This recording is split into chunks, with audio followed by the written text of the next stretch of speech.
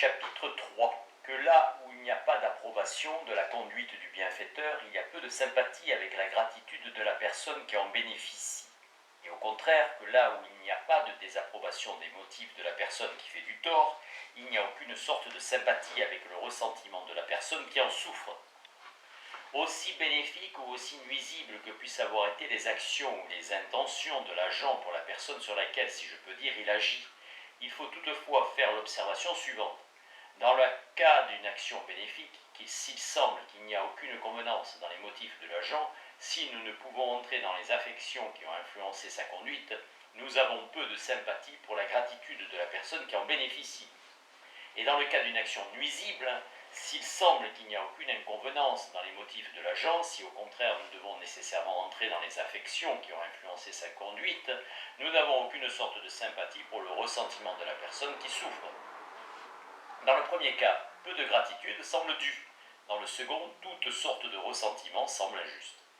La première action semble mériter peu de récompense, la seconde semble ne mériter aucun châtiment.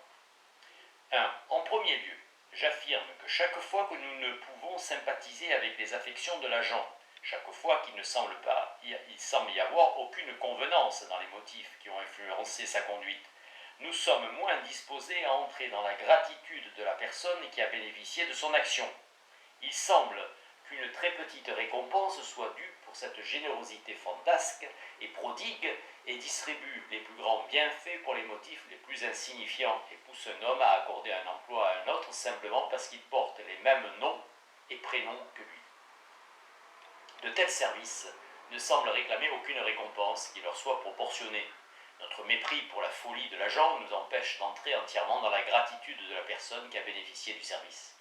Son bienfaiteur en semble indigne, puisque quand nous plaçons dans la situation de la personne obligée, nous sentons que nous ne pourrions pas concevoir un grand respect pour un tel bienfaiteur. Nous dispensons facilement cette personne d'une grande part de la vénération et de l'estime soumise qui nous semblerait due à un caractère plus respectable. Pourvu qu'elle traite toujours son faible ami avec gentillesse et humanité, nous l'exemptons volontiers des attentions et des soins que nous exigerions à l'égard d'un protecteur plus digne de les recevoir. Les princes qui ont déversé avec la plus grande profusion richesse, pouvoir et honneur sur leurs favoris ont rarement excité ce degré d'attachement envers leur personne dont d'autres princes plus économes de leur faveur ont souvent pu jouir. Même analyse chez Hume dans Passion. La prodigalité bonasse mais sans discernement de Jacques Ier de Grande-Bretagne semble ne lui avoir attaché personne. Et ce prince, malgré une disposition sociale et inoffensive, semble avoir vécu et être mort sans un ami. Tous les gentilshommes et les nobles d'Angleterre ont risqué leur vie et leur fortune pour la cause de son fils, plus économe et plus judicieux, malgré la froideur et la sévérité distante de son attitude habituelle. 2. En second lieu, j'affirme que chaque fois que la conduite de l'agent semble avoir été entièrement dirigée par des motifs et des affections dans lesquels nous entrons complètement et que nous approuvons totalement, nous ne pouvons avoir aucune sorte de sympathie pour le ressentiment de la personne qui souffre, aussi grand que soit le préjudice qui lui a été porté. Quand deux personnes se querellent, si nous prenons le parti de l'une d'entre elles et adoptons entièrement son ressentiment, il est impossible que nous entrions dans le ressentiment de l'autre. Notre sympathie avec la personne dont nous partageons les motifs, et qui donc à nos yeux a raison, ne peut que nous durcir contre toute affinité avec les sentiments de l'autre, qui nécessairement à nos yeux a tort. Ainsi, quoi qu'ait pu endurer la personne qui selon nous a tort, tant que sa souffrance ne va pas au-delà de ce que nous-mêmes devrions avoir souhaité à son encontre, tant qu'elle ne va pas au-delà de ce que notre propre indignation sympathique nous aurait poussé à lui infliger, cette souffrance ne peut nous déplaire ou nous révolter. Lorsqu'un meurtrier inhumain est conduit à l'échafaud, bien que nous ayons quelque compassion pour son malheur, nous ne pourrions avoir aucune sorte d'affinité avec son ressentiment s'il était assez insensé pour en exprimer contre son accusateur ou son juge. La tendance naturelle de la juste indignation qu'ils éprouvent à l'égard d'un criminel, si vil lui est des plus fatales et le mène à sa perte. Or, il est impossible que nous soyons mécontents de la tendance d'un sentiment que nous ne pouvons nous empêcher d'adopter lorsque nous ramenons le cas en nous-mêmes. Chapitre 4. Récapitulation des chapitres précédents. 1. Par conséquent, Nous ne sympathisons pas entièrement et cordialement avec la gratitude d'un homme envers un autre simplement parce que celui-ci a été la cause de sa bonne fortune. Mais il faut encore que le bienfaiteur ait été la cause pour des motifs que nous partageons entièrement. Notre cœur doit adopter les principes de l'agent et accompagner toutes les affections qui ont influencé sa conduite, avant de pouvoir suivre et sympathiser avec la gratitude de la personne qui a bénéficié de ses actions. S'il semble ne pas y avoir de convenance dans la conduite du bienfaiteur, aussi bénéfique que soient ses effets, elle ne paraît pas exiger ou requérir nécessairement une récompense qui lui soit proportionnée. Mais lorsque la tendance bienfaisante de l'action est jointe à la convenance de l'affection d'où elle procède, lorsque nous partageons et sympathisons entièrement avec les motifs de l'agent, l'amour que nous concevons pour lui rehausse et avive de ce fait notre affinité avec la gratitude de ceux qui doivent leur prospérité à sa bonne conduite. Ces actions semblent exiger et réclamer à voix haute, si j'ose dire, une récompense proportionnée. Nous entrons alors entièrement dans la gratitude qui pousse à accorder une telle récompense. Lorsque nous sympathisons entièrement avec et approuvons complètement ce sentiment qui pousse à récompenser le bienfaiteur, celui-ci semble être l'objet convenable de la récompense. Lorsque nous approuvons et accompagnons l'affection d'où l'action procède, nous devons nécessairement approuver l'action et regarder la personne vers laquelle elle est dirigée comme son objet convenable et adéquat. 2. De même, nous ne pouvons pas du tout sympathiser avec le ressentiment d'un homme contre un autre simplement parce que celui-ci a été la cause de son infortune. Mais il faut encore qu'il en ait été la cause pour des motifs dans lesquels nous ne pouvons pas entrer. Avant de pouvoir adopter le ressentiment de la personne qui souffre, nous devons désapprouver les motifs de l'agent et sentir que notre cœur rejette toute sympathie avec les affections qui ont influencé sa conduite. S'il semble qu'il n'y ait pas d'inconvenance dans ces affections, aussi fatales que soit la tendance de l'action qui en procède à l'encontre des personnes vers qui elle est dirigée, la conduite de l'agent ne paraît pas mériter de châtiment ou être l'objet convenable du ressentiment. Mais lorsqu'au caractère nuisible de l'action s'ajoute à l'inconvenance de l'affection d'où elle procède, lorsque notre cœur rejette avec horreur toute affinité avec les motifs de l'agent, alors nous sympathisons cordialement et entièrement avec le ressentiment de la personne qui souffre. De telles actions semblent alors mériter et réclamer à voix haute, si j'ose dire, un châtiment qui leur soit proportionné.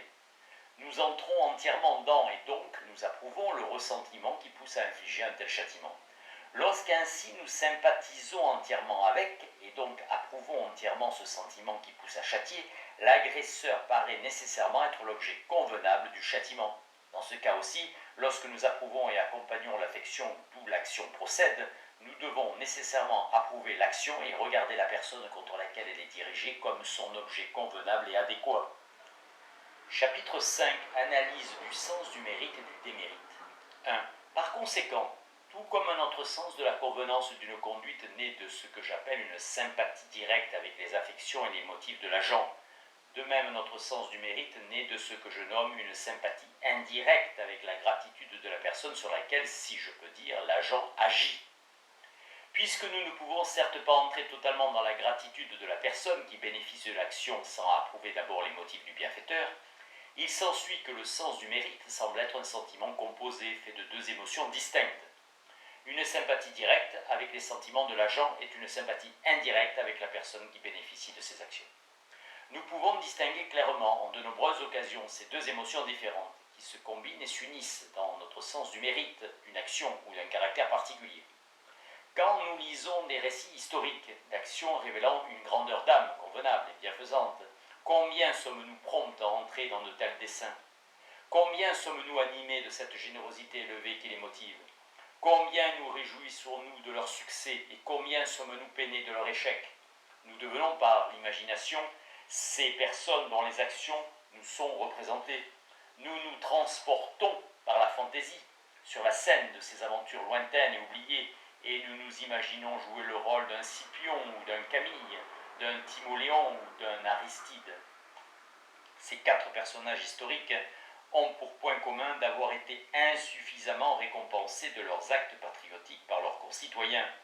Scipion l'Africain, héros de la Seconde Guerre punique, se retira de la vie publique après avoir été accusé de concussion par Caton l'Ancien. Camille, après avoir chassé les Gaulois qui s'étaient emparés de Rome, fut poussé à s'exiler volontairement. Timoléon de Corinthe, malgré ses exploits politiques et militaires, dut passer une partie de sa vie retirée des affaires publiques. Aristide, surnommé le Juste, l'un des stratèges de la bataille de Marathon, fut frappé d'ostracisme à l'instigation de son rival, Thémistocle. Nos sentiments sont alors fondés sur la sympathie directe avec la personne qui agit, mais la sympathie indirecte avec ceux qui bénéficient de l'action n'est pas moins fortement sentie. Chaque fois que nous plaçons dans leur situation avec quelle chaleureuse et affectueuse affinité entrons-nous dans leur gratitude envers celui qui les a essentiellement servis. Nous embrassons avec eux, pour ainsi dire, leur bienfaiteur. Notre cœur sympathise aisément avec les transports les plus élevés de leur gratitude. Ils ne peuvent attribuer à leur bienfaiteur, pensons-nous, aucune récompense ou aucun honneur qui soit trop grand.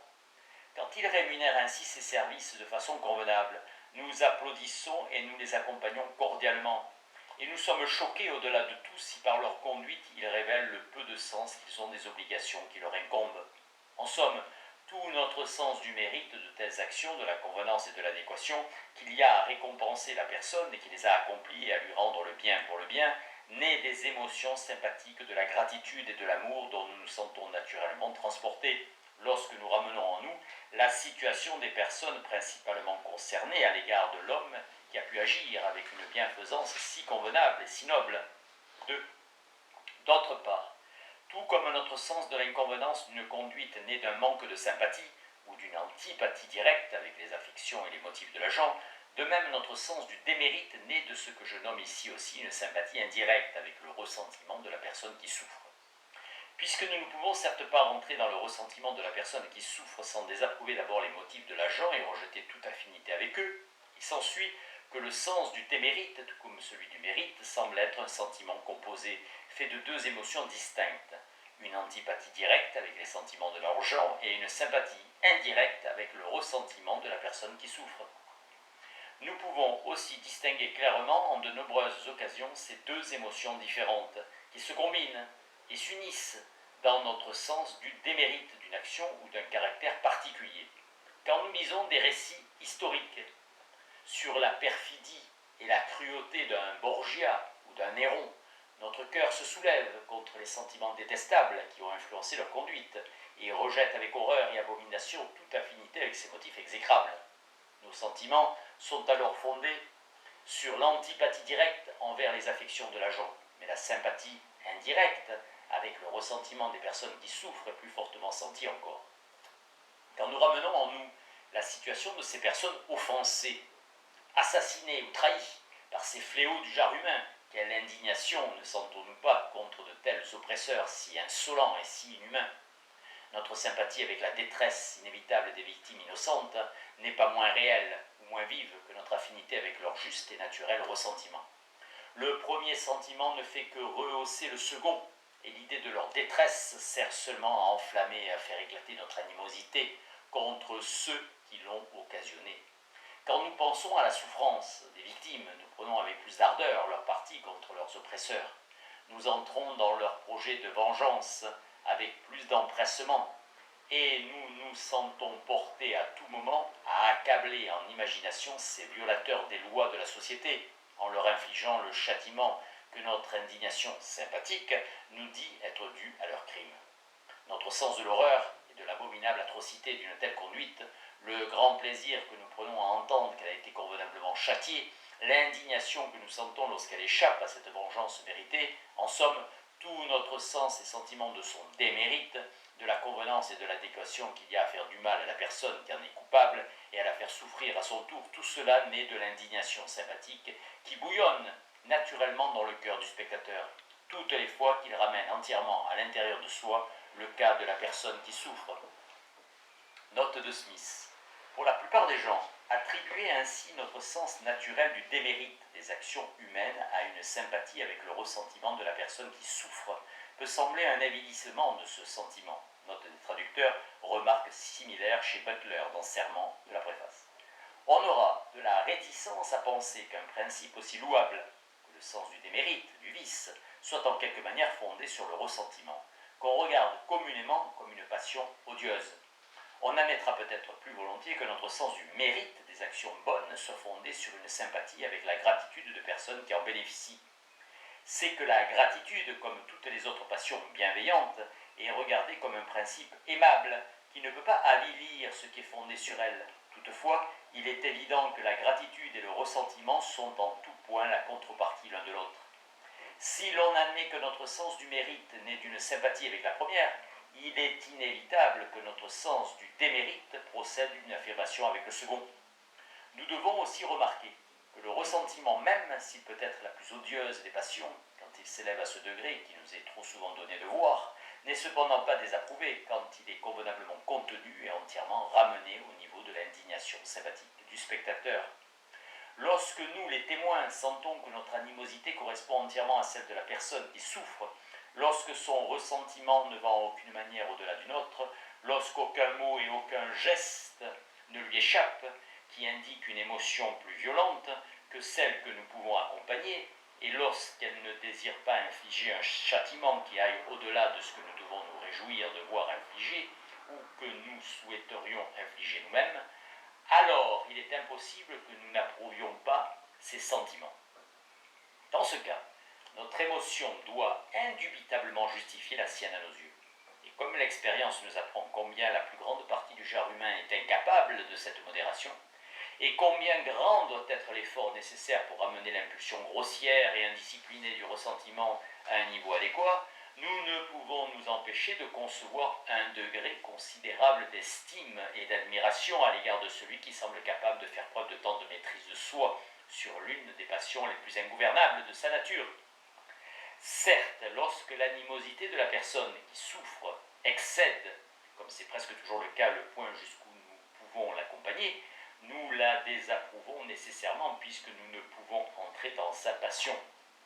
Nous la désapprouvons même davantage que nous désapprouverions un excès égal de presque toute autre passion dérivée de l'imagination. Au lieu de nous porter à sa suite, ce ressentiment devient lui-même l'objet de notre ressentiment et de notre indignation. Nous entrons dans le ressentiment opposé de la personne qui est l'objet de cette émotion injuste et qui court le danger d'en souffrir. Ainsi la vengeance, l'excès de ressentiment, semble être la plus détestable de toutes les passions, et elle est l'objet de l'horreur et de l'indignation de tous.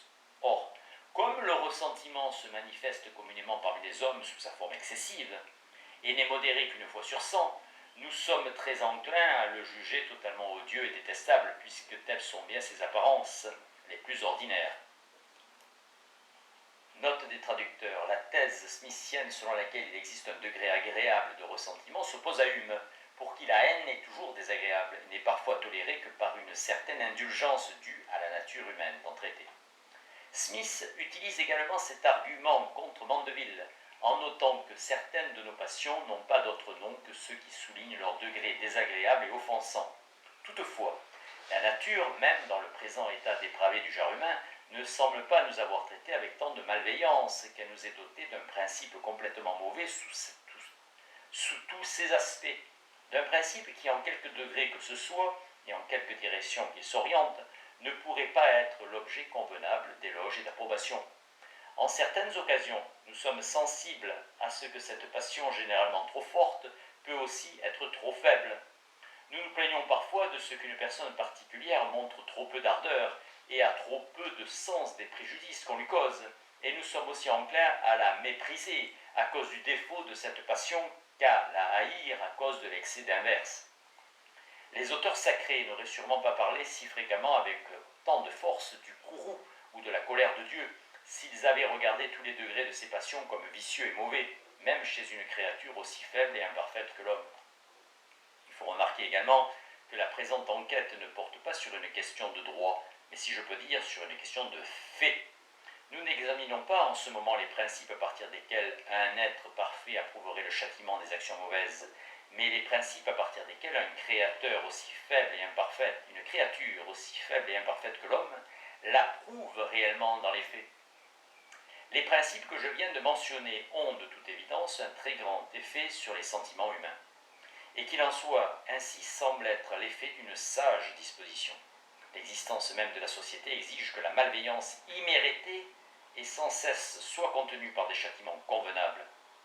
Et donc, qu'infliger ces châtiments sont regardés comme une action convenable et louable. Par conséquent, bien que l'homme soit naturellement doté d'un désir du bien-être et de la préservation de la société, l'auteur de la nature n'a pas confié à sa raison le soin de découvrir qu'une certaine application des châtiments est le moyen convenable par lequel cette fin peut être atteinte. Note des traducteurs, c'est là une critique fondée sur un argument téléologique du rationalisme moral discuté par ailleurs en chapitre 7, en prenant pour cible Cudworth. Smith affirme ainsi que non seulement la raison ne peut pas être la source des appréciations morales, mais encore qu'il est sage qu'il en soit ainsi. Il a plutôt doté l'homme d'une approbation immédiate et instinctive des châtiments les plus convenables pour cette fin. L'économie de la nature, quant à ces fins, qu'on peut considérer de par leur importance particulière comme ses fins favorites, si l'on peut dire, a constamment doté le genre humain non seulement du désir de la fin qu'elle se propose, mais également du désir des moyens qui seuls peuvent conduire à cette fin. Il s'agit du désir des moyens pour eux-mêmes, indépendamment de leur tendance à produire la fin. Ainsi, la préservation de l'individu et la propagation de l'espèce sont les grandes fins que la nature semble être proposée dans la formation de tous les animaux. Le genre humain est doté du désir de ces fins et de l'aversion envers leur contraire, de l'amour de la vie et de la terreur de l'anéantissement, du désir de la continuation et de la perpétuation de l'espèce et de l'aversion pour l'idée de son extinction totale. Mais bien que nous soyons ainsi dotés du très fort désir de ces fins, ce n'est pas aux lentes et incertaines déterminations de notre raison qu'a été confié le soin de découvrir les moyens convenables de les produire. Note des traducteurs, le thème des lentes et incertaines déterminations de notre raison, qui sert d'argument téléologique à la critique du rationalisme moral, se retrouve chez Butler dans Sermon et chez Hutcheson dans Beauté et Vertu, ainsi que Hume dans Entendement. La nature nous a dirigés vers la plus grande partie de ses fins par des instincts originels et immédiats. La faim, la soif, la passion qui unit les deux sexes, l'amour du plaisir et la peur de la douleur, nous poussent à mettre en œuvre ces moyens pour eux-mêmes, sans aucune considération pour leur tendance à favoriser ces fins bienfaisantes que le grand souverain de la nature a eu l'intention de produire à travers eux. Avant de conclure cette note, je dois signaler une différence entre l'approbation de la convenance et celle du mérite ou de la bienfaisance. Avant que nous n'approuvions les sentiments d'une personne comme convenables et adéquats à leur objet, nous devons non seulement être affectés de la même manière qu'elle, mais encore nous devons percevoir cette harmonie et cette correspondance de sentiments entre elle et nous. Ainsi même, si en apprenant l'infortune de mon ami, je conçois précisément ce degré de souci qui est le sien, on ne peut pas dire que j'approuve les sentiments qui influencent son comportement tant que je ne suis pas informé de la façon dont il se conduit, tant que je ne perçois pas l'harmonie entre ses émotions et les miennes. L'approbation de la convenance requiert donc non seulement que nous sympathisions entièrement avec la personne qui agit, mais encore que nous percevions cet accord parfait entre ses sentiments et les nôtres. Au contraire, quand j'apprends qu'une autre personne a reçu un bienfait, quelle que soit la manière dont elle est affectée, j'approuve nécessairement la conduite de son bienfaiteur et je la regarde comme méritoire et comme un objet convenable de récompense si en ramenant le cas en moi-même, je sens de la gratitude naître dans mon cœur. Le fait que la personne qui a bénéficié de l'action conçoive ou non de la gratitude ne peut, cela est évident, modifier en aucun degré nos sentiments quant au mérite du bienfaiteur. Aucune correspondance de sentiments réels n'est donc ici requise. Si la personne qui a bénéficié de l'action était reconnaissante, ses sentiments seraient en accord avec les nôtres. Cela suffit à l'approbation. Notre sens du mérite est souvent fondé sur l'une de ces sympathies illusoires par lesquelles, lorsque nous ramenons en nous le cas de quelqu'un d'autre, nous sommes souvent affectés d'une manière dont la personne principalement concernée est incapable. Une différence semblable existe entre la désapprobation du démérite et celle de l'inconvenance.